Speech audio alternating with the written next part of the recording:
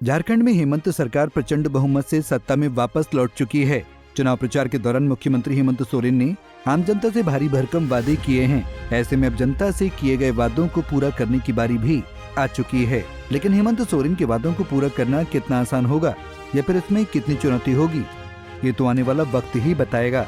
हर party के राजनेता तो चुनाव में बड़े बड़े वादे करते हैं और इसलिए इन वादों पर भरोसा दिलाना भी उतना ही मुश्किल होता है।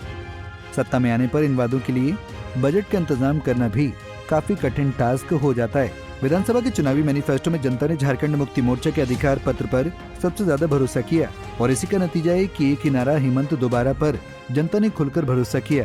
ऐसे में अब चुनाव में बम्पर बहुमत हासिल करने के बाद जनता से किए भारी भरकम वादों को पूरा करने की बारी आ गई है। जेएमएम के मैनिफेस्टो में वादे तो कई थे, लेकिन इसके महज 3 बड़े वादों का ही सबसे ज्यादा जिक्र हो रहा है। इसमें मैया सम्मान योजना, 200 यूनिट मुफ्त बिजली और सभी जरूरतमंद परिवारों को 450 रुपए में घरेलू गैस सिलेंडर उपलब्ध कराना बड़ी चुनौती है। इन तमाम खर्चीले वादों को पूरा करना हेमंत सरकार के सरकारी बजट के लिए कितना आसान होगा या फिर कितना चुनौतियों से भरा होगा, इसे आंकड़ों के लिहाज से समझना जरूरी है। इन बातों को पूरा करने के लिए हेमंत सरकार को आने वाले वित्तीय बजट का आकार 30% तक बढ़ाना होगा, लेकिन ये इतना आसान नहीं है। वहीं मुख्यमंत्री हेमंत सोरेन के वादों को पूरा करने के लिए बजट की राशि में बड़ा इजाफा करना होगा।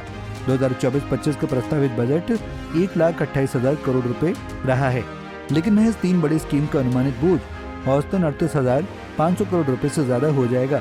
सिर्फ मैया सम्मान योजना, 200 यूनिट मुफ्त बिजली, 450 रुपए घरेलू सिलेंडर के खर्च के लिए बजट के आकार का 30% बढ़ाना होगा। इससे 2025-26 की हेमंत सरकार के बजट पर करीब 39,000 करोड़ का अतिरिक्त बोझ पड़ेगा। यानी साल 2025-26 में राज्य सरकार के बजट को बढ़ाकर 1,67,460 करोड़ रुपए करना होगा।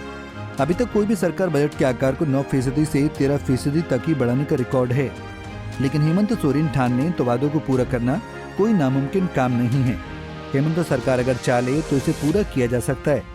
राज्य के आधिपत्य वाले मिनरल्स पर टैक्स या सेस बढ़ाकर हेमंत सरकार अपने रेवेन्यू को बढ़ा सकती है।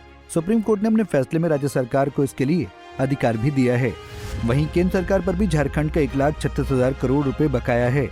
धीरे धीरे कर केंद्र सरकार झारखंड को उसके हक का पैसा देगी। ऐसे में हेमंत सरकार को अपने बड़े बड़े वादों को पूरा करने में और भी आसानी होगी। Bureau report, Punjab Kesari TV. हमसे जुड़े रहने के लिए हमारे YouTube चैनल को सब्सक्राइब करें और नई वीडियो की नोटिफिकेशन के लिए बेल आइकॉन को दबाएं।